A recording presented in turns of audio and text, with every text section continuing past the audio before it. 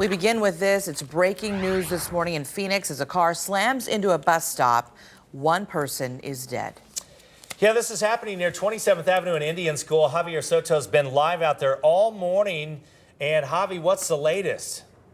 Yeah, sadly enough, about an hour ago, the victim in this case, was pronounced dead. I want to move out of the way because once you see the devastation left behind after a vehicle slammed through a bus stop, you really get an idea of the impact when that car slammed into it. The driver and the passenger, though, took off. According to Phoenix police, shortly before 4 o'clock this morning, a black sedan was headed north on 27th Avenue, and for some unknown reason, when it crossed Indian School, it crashed right through the bus stop. The driver and the passenger then took off, but in the wake of their destruction was one person who was transported in critical condition. That person was later pronounced dead. Several people have been detained, and we are told they are witnesses, but one of those witnesses was placed in the back of a patrol car in cuffs. We still don't know why. Meanwhile, one guy who typically stands at that bus stop early in the morning was freaked out. It could have been him. There's so many people going to work early in the morning. I mean, anybody could have been sitting there, mother, and just to be taken out by a car. We don't have any information as far as the suspects in this case. Again, they are on the run. If we get new details, we will, of course, pass those along to you. But from a traffic angle, it looks like this is going to be closed for a short while, at least through the morning commute. And we're talking 27th Avenue, just north of Indian School. To track a way around this, we want to turn now to Gina Maravilla. And you know what, Javi, just so I'm clear, Indian School is open, right? In Indian School, east-west is open. Okay. 27th Avenue, just north of Indian School, is closed. Got it. All right. Well, let me put it on a map. Javi, thank you so much. Just as Javi was saying, there you go, 27th Avenue, north of Indian School. That is where you will not be able to get through. So we need to talk about some alternates. If you need to head north or south on 27th Avenue, you can use the I-17, the frontage roads, or you can make your way over to 35th Avenue. But again, through that morning rush hour, you will not be able to use 27th Avenue. While we're in this part of town, I've got to warn you about some pretty big traffic trouble on the I-10. Trying to get you the latest information here, especially if you're watching us from the west side. Take a look at this mess here. Okay, and you know what? Actually, before we talk about the I-10, I'm just getting information now that from Javi on the scene that they are now closing Indian School as well. That's going to be a big problem because that Indian School is such a huge thoroughfare. So if you use Indian School, let's avoid it altogether. Drop down to Thomas, move up to Camelback to get around that closure. Back to the I-10. We have two different accidents here causing major slowdowns, especially as we move into the rush hour. 43rd Avenue, 27th Avenue. You're looking at slowing back to 83rd Avenue. If we go to the ADOT camera, let me show you a live picture here of the accident at 27th Avenue. It's blocking the HOV lane. We've got at least one ambulance on the scene as well as the fire truck. You can see the slowing leading up to this point. If you're, again, watching us from the west side, give yourself some extra time to deal with the extra congestion on the I-10. Boy, not a good way to start the Monday, terrible. and on a day where we're going to see some really hot temperatures. Yeah, and a lot of this, when you think about this, April, it's tough to get acclimated anyway. Yes. But this is that week, I think, when we finally make that transition, our bodies are going to have a tough time. What do you think will be the hottest time of day? Definitely around 4 or 5 o'clock. The last couple of days is when we've seen our highs, but our highs the last couple of days have been slowly creeping up to the upper 90s. Today's the day we take it back to the triple digits, and looks like to stay for a couple of days at least. 74 this morning in Scottsdale, 66 in Tempe, and 65 in Chandler. About 76 for Gilbert right now, and 69 for Mesa. Nice and cool in Glendale. You are waking up to 67 degrees. All right, over the next couple hours, we are going to warm it up quickly. About 85 by 10 o'clock this morning. By lunchtime, we're going to be near 93. That's about our average high for this time of year, but we're going to keep climbing through the afternoon hours until we see that high again, usually right around 4 or 5 o'clock this time of year, and we're going to climb to 101 degrees, quite a bit above average for this time of year. We're not breaking any records, though. It's certainly not record heat, but again, we're going to stay near that mark for the next couple of days at least. I'm going to show you how long this heat will stick around coming up in your full forecast. Happening right now, lots of uncertainty for dozens living in a luxury condo complex in Tempe. It's been almost a week since electrical problems forced them out, and they're still not sure when they'll be allowed back inside. The W6 in Tempe was deemed uninhabitable by the fire department last week. Residents told us they were supposed to get back into their places over the weekend, but that still hasn't happened, and they don't know when it will.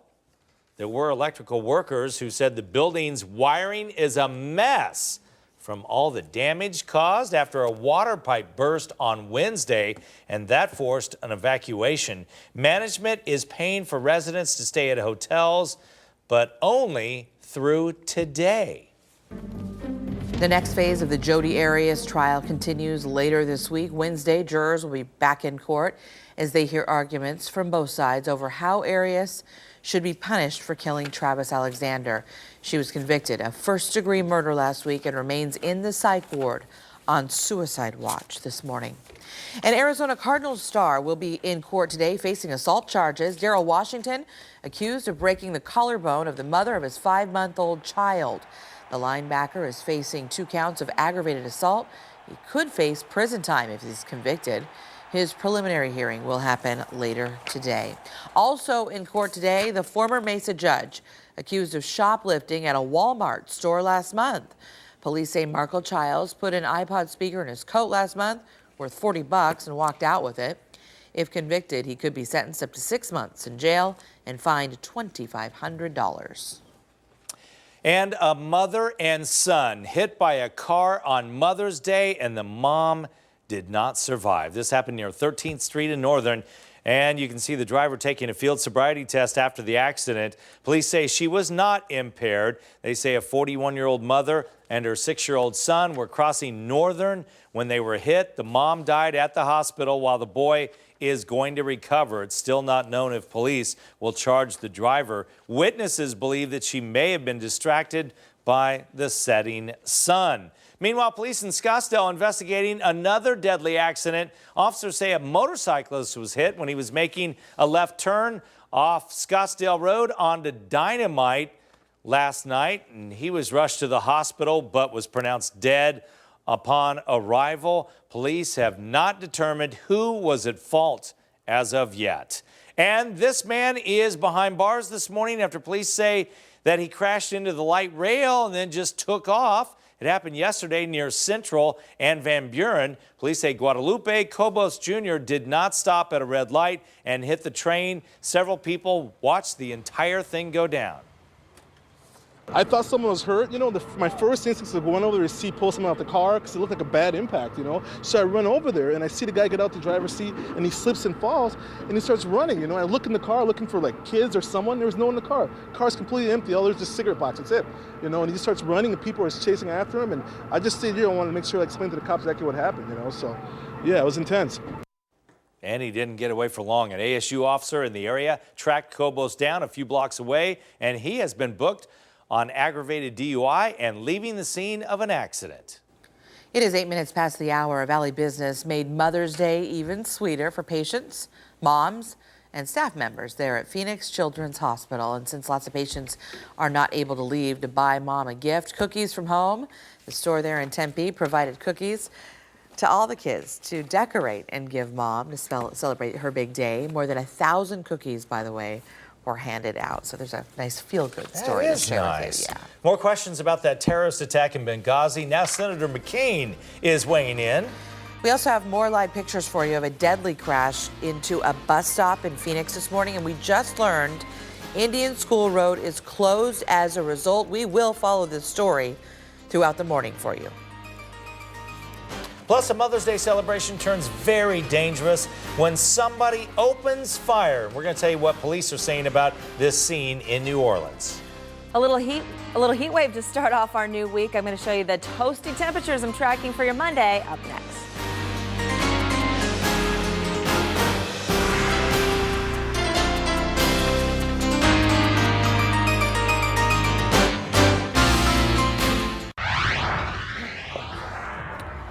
It's 6:12, and we have got team coverage for you when it comes to covering this breaking news in Phoenix. We've got a deadly car crash where a car went into a bus stop, killing folks that were there at 27th Avenue and Indian School. And the latest information that we have from the scene just moments ago, Phoenix Police, as part of the investigation, shut down Indian School. Can you see the black car there? You can see the tremendous damage. And the bus stop, can you see that? Look at that. That is on its side there. That is how tremendous the impact and the force of the impact was there at 27th Avenue and Indian School. But the latest information that we have, Indian School is now shut down. Initially, they only had 27th Avenue shut down. But shutting down Indian School, that's such a big thoroughfare through that area. So we have got to talk about some alternates. By the way, real quickly, thank you to our crews in the chopper providing that live look. Also, Javier is on the scene, so we're getting you the latest information. Let's talk about your alternates. Once again, 27th Avenue and now Indian School also shut down. Let's move up to Camelback, down to Thomas to get around that for your east-west travel. North-south, you can use the I-17, maybe the frontage road if you like, or 35th Avenue would work as well. While we're here on the west side, big troubles on the I-10 eastbound. Two different crashes, 27th Avenue, 43rd Avenue. Now both of them off to the left, not blocking any lanes, but causing solid slowing now back to about 83rd Avenue is where you're going to start to see the brake lights. While I've got you, let me run down the rest of your traffic. Serious crash, Cactus and Tatum. That's right there by the PV Mall. They're calling for extrication out there, so somebody may be trapped in their car.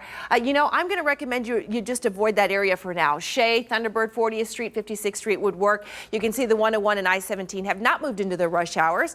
All right, we also have a pretty serious crash that's blocking the intersection on the Beeline Highway right there at Shea Boulevard. If we look at the East Valley, if you're waking up with us on the east side of town, some good news for you. You have not moved into the rush hour. No major crashes to warn you about as well. But while we are in this part of town, April, next week, Mesa, Gilbert, and Tempe school districts, they all will go into their summer break. I think it's either Thursday or Fridays when they hit their summer breaks. Yeah, so our last week for some, or second to last for some across the valley for your school bus forecast. We're going to start with a live look outside and show you it is nice and cool this morning under those clear skies. It's just this cool weather, not going to last as long as it has the last several weeks during these morning hours. As you send the kids out the door this morning for the school bus, if you have kids head out to the school bus, we're talking about temperatures lingering in the mid-60s to mid-70s. Pretty mild out there to those mostly clear skies. And again, light winds. Things should stay pretty nice. It's the bus ride home, the walk home from the bus stop later today I'd be more concerned about on this Monday as we're forecasting some very warm temperatures. Make sure you send your kids with plenty of water today. All right, we're talking about this big ridge of high pressure being our dominant weather feature this week. It is parked over the west. It's keeping the jet stream and the storm track to our north. So not only are we calling for temperatures 7-8 degrees above average for this time of year, but very dry weather. For as far as we can see at this point, we don't see any wet weather. The exception today, we've got an area of low pressure just to the south of the border here, and it's importing a little bit of moisture into Arizona so that we may see some pop-up thunderstorms, maybe a brief rain shower or two in eastern Arizona. We're talking about areas from Gila County on east, and the wind flow is not the setup that we had on Friday where we could get some storms into the valley. We think the deserts are going to stay pretty dry and pretty warm today. Your afternoon highs, we've been seeing them between about 4 and 5 o'clock the last couple of days. Going to be near 100 today for Tempe and Chandler, 99 for Gilbert and Mesa, about 98 for Queen Creek, 99 today for Scottsdale, and 97 for Anthem, 99 for Deer Valley, and 100 for Ahwatukee and downtown Phoenix. In general, about 2 or 3 degrees warmer than yesterday. 100 for Glendale, Surprise, Litchfield Park, and Buckeye, and about 95 today at Wickenburg. 101, your forecast high today for Goodyear. Mostly sunny for today and mostly clear tonight. That'll bring our overnight lows back down to the 70s around town. But tomorrow afternoon, we climb right back to those triple digits. In fact, I think tomorrow might even be a degree warmer. We're going to call for 102 for your Tuesday and 101 degrees and sunshine for your Wednesday. All right, April, thank you very much. Mother's Day certainly started out cheerful there in New Orleans, but the festivities were cut short when police say at least 2 gunmen sprayed bullets into the crowd at a holiday parade there. Luckily, hundreds of first responders were there on standby to help, and police say 19 people are wounded, including 2 children who were grazed by the bullets. These kinds of incidents are not going to go unanswered. We're going to be very, very aggressive. There were hundreds of people out there today, so somebody knows who did this. And at this point, no arrests have been made. The New Orleans Police Department, though, is offering a $10,000 reward for information leading to an arrest. One Republican senator believes President Barack Obama needs to step up to the plate and call out the IRS. The IRS admitting it over-scrutinized conservative and Tea Party groups before the 2012 election. Senator Susan Collins says the president needs to, quote, make crystal clear that this is totally unacceptable. IRS officials say they had no idea this extra scrutiny was going on. In fact, they are blaming lower-level employees, but a watchdog report says senior officials have known about this since 2011. Senator Collins says she's not buying it and that something like this only adds to the public's lack of government trust. Well, Sedona is getting some attention for helping some couples rekindle their romance, and Samsung says it's got a way to make wireless technology much faster than today's fastest networks. That is exciting. Jane King joins us live now from the New York Stock Exchange. Good morning. Hi, Kaylee. Yeah, good morning. Well, Samsung says it's developed technology for 5G. That's the next generation in wireless networks that could be hundreds of times faster than 4G. Now, that means much faster downloads of things like movies, and that's the good news. But the bad news is it may not be available until 2020. Now, meantime, Chryslers are calling 295,000 Jeeps in the U.S. The National Highway Traffic Safety Administration says the transfer gearbox could shift by itself into neutral. That may result in a car rolling away and possibly crashing. The affected models are the Grand Cherokee 2005 to 2010 and the Jeep Commander 2006 to 2010. Chrysler says it plans to notify dealers and owners starting in June. Now, as for stocks, another update Friday. The S&P now 3 straight weeks of gains. Another record high, by the way. Looks like a slight pullback for the start of things today. We did see retail sales unexpectedly rising last month. And let's hear it for beautiful Sedona. Expedia has it number 5 on its list of trendy destinations for couples, following Atlantic City, the Florida Keys, the Oregon coast, and Cape Cod. This is the travel giant puts out a survey that says vacations boost happiness, improve marriages, and lift libido. Certainly one way to entice people to book more trips. At the New York Stock Exchange, I'm Jane King, Bloomberg News, reporting for 3 TV. Kaylee, back to you. All we have to say around here is, wow. Thanks, Jane. That's good. It's a great way to kick off a Monday morning, baby. Have a great week. We'll see you actually tomorrow. Thanks. It is 19 minutes past the hour. One victim of the Boston Marathon bombings gets a great honor from the Red Sox. You got to stick around for this. And then O.J. Simpson is going to be back in court later today. Why he says he deserves a new trial. We, the jury, in the above entitled action, find the defendant, Orenthal James Simpson, not guilty of the crime of murder in violation of Penal Code Section 187. We, the jury, in the above entitled case, find the defendant, Orenthal James Simpson, as follows. Count 1, conspiracy to commit a crime. Guilty. Count 2, conspiracy to commit kidnapping. Guilty.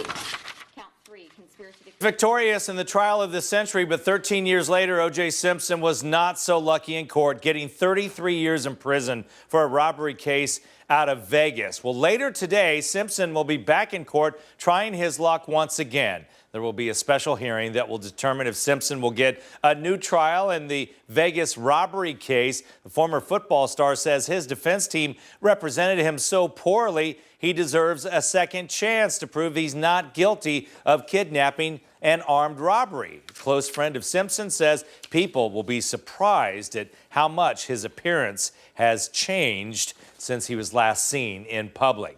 Also back in court today, James Holmes, the Aurora Theater shooting suspect. His attorneys are expected to ask a judge to change his plea. Last week, we saw Holmes filed pleading not guilty by reason of insanity. He is charged in the movie theater shooting spree that left 12 dead and dozens more hurt. A diplomat who blasted the State Department about security at the U.S. outpost in the Benghazi deadly attack is sticking to his words, but he's clearing Hillary Clinton from the blame game. Thomas Pickering says critics blaming Clinton should note that the decisions were made by people under Clinton and not by Mrs. Clinton herself. But Senator John McCain disagrees and thinks Clinton must have played a role somehow.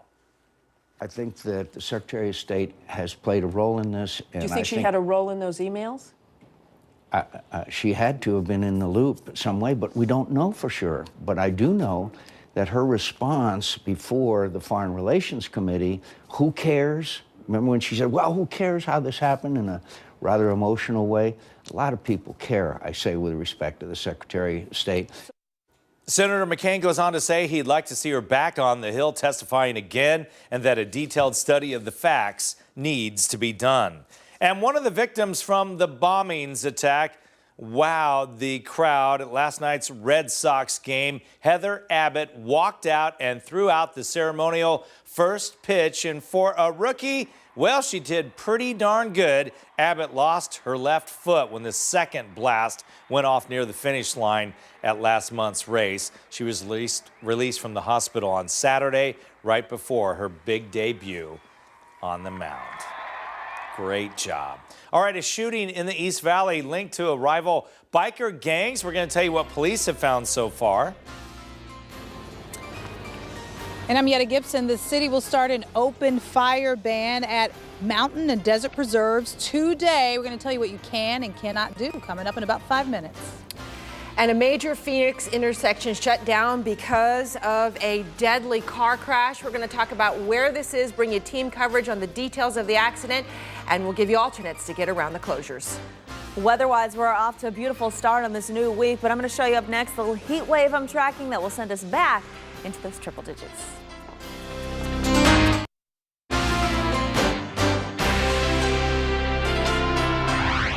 We continue to follow some breaking news this morning in Phoenix after a car slams into a bus stop and one person has died from that terrible accident. And good morning. This is happening near 27th Avenue and Indian School. That is where Javier Soto joins us live with the very latest. Good morning, guys, and let me show you the traffic nightmare this is going to cause, because right after we got off the air just about a half hour ago, Phoenix police cordoned off the entire intersection. We're talking Indian School and 27th Avenue so they could investigate this deadly crash. According to Phoenix police, shortly before 4 o'clock this morning, a black four-door sedan was headed north on 27th Avenue when, for some unknown reason, lost control and slammed right through a bus stop off of Indian School. The driver and passenger then took off running. Now, we don't have any suspect information at this point, but 2 people were hit. One who was transported in critical condition and later pronounced dead, another with injuries that weren't so severe. At least 4 witnesses have been detained out here. They've been questioned. One of those witnesses was actually put in cuffs and put in the back of a patrol car. We still do not know why, but Phoenix police tell us this area will be closed off through the remainder of the morning commute so they can continue with their investigation to try to figure out how this whole thing played out. And Gina, you're the first to tell us that this is going to cause a traffic nightmare for anybody traveling to the West Valley. No doubt about it, because that's right there by I-17, and Indian School, such a huge thoroughfare, Javi. So let's talk about this. We'll map it out for you, and we'll talk about your options to get around this closure. Once again, it's 27th Avenue and Indian School. Both roadways shut down at this hour. As Javi said, will probably be shut down through the morning rush hour. So for your east-west travel, do you need to get to the I-17? Use Camelback or drop down to Thomas to get around that closure. For your north-south travel, you'll want to use the I-17 itself. You can use the frontage road, or 35th, 43rd Avenues would work to get around that closure. We're going to stay on top of this.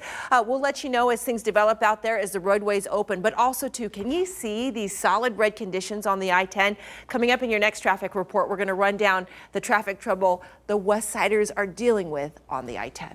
All right, Gina, thank you. Well, guess what? I know you're ready for the hot temperatures. I am so excited about it. Must be so fun to be almost ready to have a baby and be dealing with it. Really is incredible. And, you know, there's so many wardrobe choices, right? Yes, right. It's so great.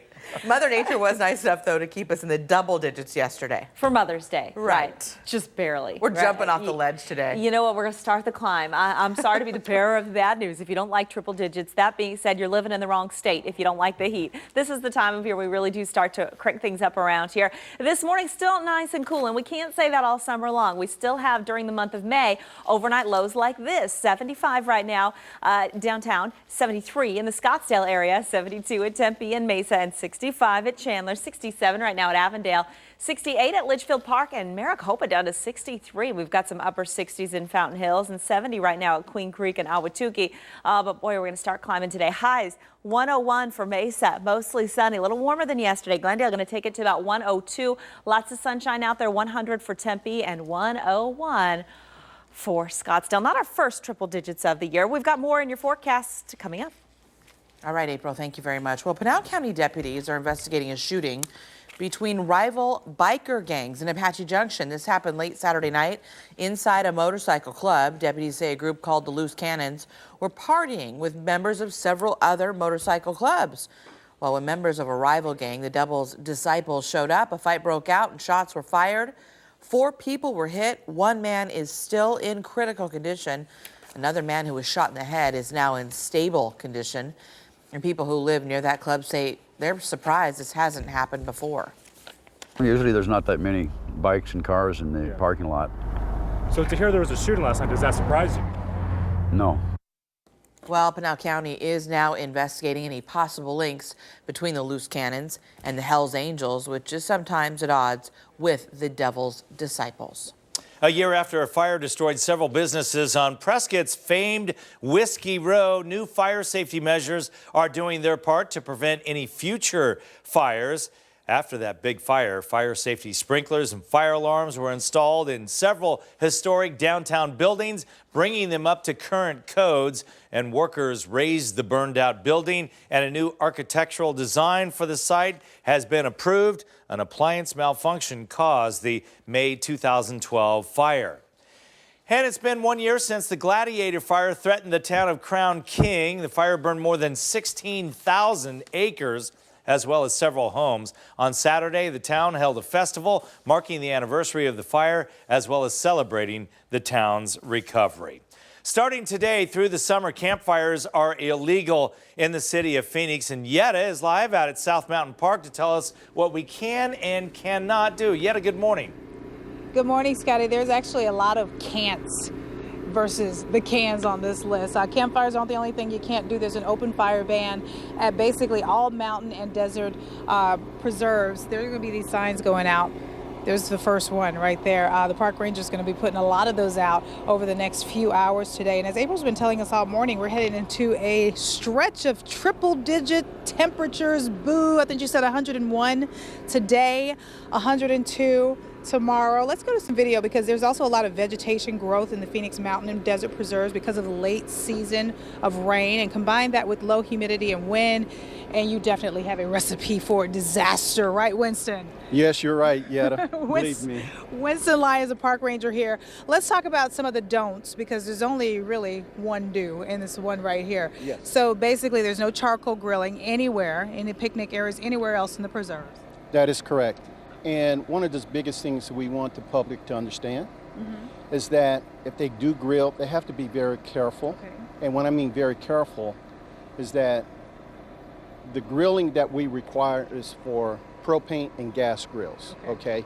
Anything other than that during this fire ban is a no-no. So no wood-burning fire pits, nothing? No, Okay. because you can start a fire with the small embers when the wind blows and they take them. Next thing you know, whew, you got a big fire. Yeah, let's talk about why this one is okay. These obviously are missing the propane tanks, but these are okay if you want to bring these over, and tell us why. Yes, they are okay because they will not have the embers to start a fire when the wind blows, okay? However, we still want the public to understand that even having this, you still have to be careful. You know, you want to keep it away from dry stuff because anything can happen. It can get knocked over and whatnot. And then if it falls on the dry stuff, and we recommend that you keep it away from the not the fire, but you keep it away from dry grass and stuff, at least 10 to 15, as far as you can, so it doesn't fall over. It's pretty common sense stuff, but people just sometimes don't get it every year. That's true, because when they come here, they're excited about being here, and sometimes when people first come here, they don't understand the rules. And that's why every year we do this fire ban. We want, and we do this to educate them through the media, is that, look, this area is open to everybody. We want it to stay like it is. So when you come here, we want your friends to come to see the same thing that you saw. So With that being said, it's very important that they understand that the environment is safe. Yes. And we have to keep it safe. Everybody's responsibility for that. Very well said. No cigarettes either. Just that's my last one. No cigarettes. Okay. Keep the cigarettes inside the car. All right. We will have more with Winston and more on the rules. He had a serious face on this morning, coming up a little bit later. Meanwhile, I'm Yetta Gibson, 3TV. Oh, Yetta, you cracked me up. Thank you so much. It is 6:37 now. The Peoria Fire Department wants to teach you some life-saving skills. They're offering free CPR classes this week. The first starts this morning at 10 at the Rio Vista Rec Center. It's near 87th Avenue in Thunderbird, and it's all part of National Emergency Medical Services Week. For a complete list of emergency events, check out our website, azfamily.com. Look under Sunday's hotline. And if you want to learn the difference between a Facebook message, a tweet, and a hashtag, the City of Phoenix is offering a free workshop on social media practices Thursday night at the Burton Bar Central Library. This event is aimed at teaching neighborhood leaders and others how to use social media to make a difference while remaining safe online. Prescott Valley Police are asking for your help in finding a missing woman. Police say 38-year-old Emily Moon left a home on Saturday afternoon near Navajo and Yavapai to buy some cigarettes, but never came back. They say she left personal items behind, and it was believed that she would return soon. She is described as a white female, about 5'7", 160 pounds, and she has brown hair and green eyes. So if you have any information on this woman, contact your local police department. And a surprise family also asking for your help finding an elderly gentleman who has been missing since Thursday. Paul Lamb is 84. And his family says he was last seen at a Denny's in Surprise on Grand Avenue. They say Lamb was expected to come home after an early dinner, but never made it. He was driving a light beige-colored 2007 Mercury Grand Marquis with this license plate, 046ZFD. So if you know anything about this car or this gentleman, call Surprise Police. 6:39 now, and the two brothers of Ariel Castro, the Cleveland man, accused of kidnapping and raping 3 women he allegedly kept against their will more than a decade, were cleared of any involvement in the case. But as Christina Muchler reports, the Castro brothers say they still have to live in hiding. Video capturing the harrowing moment police broke down Ariel Castro's front door and stormed into what soon became known as a house of horrors. When Castro was arrested on charges of kidnapping and raping 3 women he held captive in his Cleveland home, police also detained his 2 brothers, their mugshots shown to the world. A few days later, authorities released Pedro and O'Neill Castro, saying neither man had anything to do with the alleged abductions and torture of Amanda Berry, Gina De Jesus, and Michelle Knight. Now the brothers say they're grateful the girls are finally free and safe, but are receiving death threats for something they say they had nothing to do with. I was a very liked person, individual. I've never had any enemies. No reason for anybody to think that I would ever do something like that. It's a shock to all my friends. O'Neill and Pedro say they're worried people will always believe they played a role. If I knew, I would have reported it, brother or no brother. The 3 women who survived this ordeal spoke out in their own way Sunday. In a statement read by their attorney, Amanda Berry, Gina De Jesus, and Michelle Knight thanked the community for its support, but say they're not yet ready to discuss details of what they endured. Ms. Berry, Ms. De Jesus, and Ms. Knight have asked, in fact have pleaded, for privacy at this time so they can continue to heal and reconnect with their families and their lives. The Cuyahoga County Sheriff says 2 lawyers have visited Ariel Castro in jail, but it's not known if either will represent him. I'm Christina Muchler reporting. Well, a deadline today regarding that controversial ruling over the morning after pill. Plus, if you want some great financial advice, it might be time to ask dear old mom.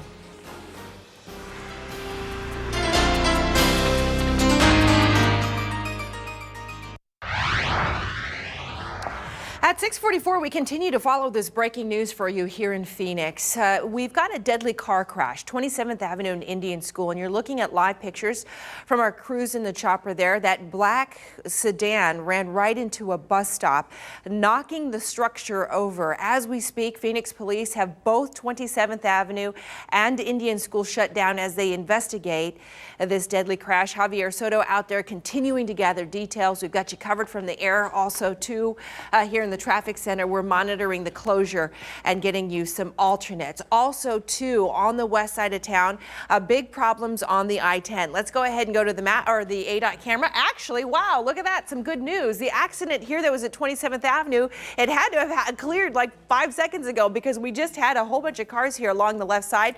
It looks like they're almost all gone with the exception of one DPS officer. Hopefully that means the I-10 will catch back up again as far as the flow is concerned. But let's go ahead and go to the map. So let me show you what that accident has done now to the I-10. Average speeds have dropped into the teens, starting back at about 87th Avenue, all the way in through 27th Avenue. Once you get past 27th Avenue, good to go there. There's the accident, 27th Avenue and Indian School. Drop down to Thomas, use Camelback to the north. I-17's Frontage Road as well as 35th Avenue would all work as alternates. I-17 has moved into its rush hour. You get your relief right around Glendale. Moving the maps up, the slowing starts, let's call that Greenway. The 101 eastbound really not into the rush hour.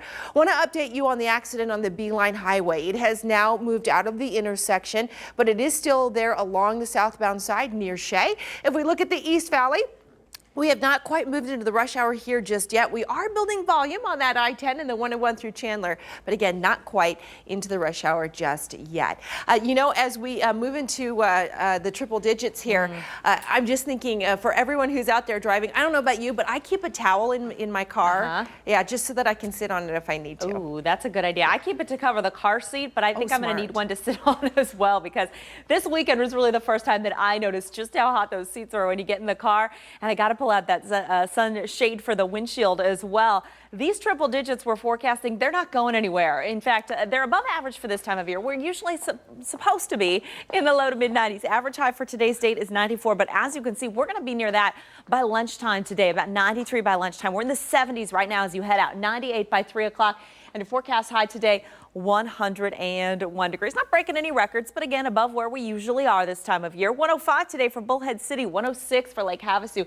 Beautiful day in the high country, about 76 for Flagstaff, 89 for Payson, and 85 today for Prescott, 90 for Globe. Tucson, you'll be lucky enough to stay in the double digits a couple more days. Your first triple digit day of the year, though, it's coming very, very quickly. This ridge of high pressure is going to keep us warm and dry throughout this new week ahead. No rain in the forecast throughout the next week, with the exception of this afternoon in northern and eastern Arizona. We've got low pressure to our south. Probably going to see some pop-up showers and thunderstorms in northern and eastern Arizona, but only for today. That low shifts on out of here, and really it just becomes the weather story this week, all about the heat. Today, 101 degrees. Mostly sunny throughout your Monday. Light winds tonight, mostly clear, and we get some relief overnight for at least a couple more weeks. We'll see overnight lows dip to the 70s. Sunset tonight, 7:20. Tomorrow, a little bit warmer, 102 and mostly sunny. Looks like we're going to have a ride around 101, 102 throughout the week ahead. By Friday, we drop back to the double digits. It's not quite as hot, but still a warm and dry weekend ahead. Some Mother's Day love at Major League ballparks all across the country, including Chase. And check it out. Pink bats, cleats, pink gloves, even baseballs. I love it. All part of raising breast cancer awareness on Mom's Day. Diamondbacks try to win another series at home, but it's easier said than done when you're playing the Phillies. Diamondbacks led by 2 in the 9th, and that's when a single by Dominic Brown sends 1 run home, and we're tied at 2. So let's go to extra innings. 10th inning, Ryan Howard with a pink jersey on, and their sleeves anyway, and gets the single to right, and that would score a couple. Phillies go on to win it 4-2. So the series ends in a tie. Diamondbacks hosts the Braves tonight. Justin Upton returning to Chase Field. That should be interesting, huh? Well, this is the last day the feds can file an appeal to stop the sale of the morning after pill to all women and girls without a prescription. Earlier this month, the FDA announced the pill could be sold without a prescription to those 15 and older, and lawyers for the Justice Department asked for a stay of the month-old decision while they appeal. Their request was denied, but enforcement of the law was postponed until today. A children's hospital in Tennessee is helping medical centers across the country deal with drug-dependent newborns. The hospital has dealt with several cases of newborns with dependence issues tied to their mothers abusing prescription drugs while pregnant. That it's developed proven methods now to help those babies, and the hospital has treated more than 500 babies since the year 2008. They average almost one a day. If you or someone you know needs pricey meds and you're hoping the president's new health care law will help, where you live could make a huge difference in what you will pay.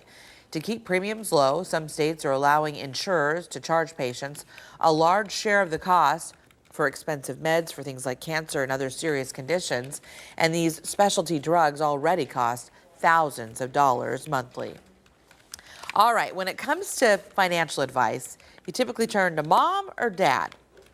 A new study says lots of people are leaning on mom these days, and according to the results of this study, it's because women in general tend to control the bulk of household finances and as a result are more knowledgeable about these types of matters. That being said, 64% of mothers surveyed said it is not at all difficult to start a conversation with their kids about savings and investments. 54% of fathers see themselves as the pragmatist in the financial conversations with their adult children. Not a bad idea, huh? No, as long as you're having the conversation, that's probably a good thing. All right, not your average implosion. We got to show you the extra effort it took to knock one building down, and I think some people are a little embarrassed. The planners of this not feeling so good about their attempt. They needed one more explosion somewhere. And a TV news legend getting ready to call it a career. What's next for Barbara Walters? And you are looking at just a gorgeous start to this Monday morning right here in the Valley of the Sun. We're going to earn our reputation around here, ladies and gents. It's 6:51. April's back with a look at your full forecast here in just a couple minutes.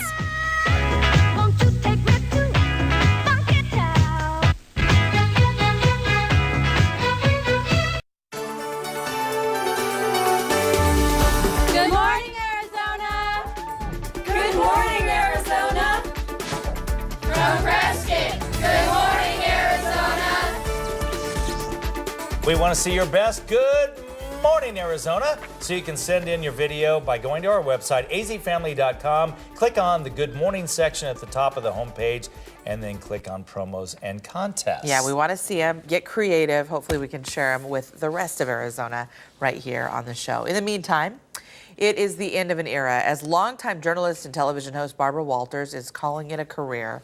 She's going to retire next year, and she's been part of ABC News for years, creating the daytime talk show The View back in 1997. She's 83 now, and she will stay on board as executive producer of that show. Well, almost every implosion video we share with you starts with a loud boom, right? Followed by a building or a bridge crumbling down. Well, this next video is an exception. Turns out the dynamite was not quite enough.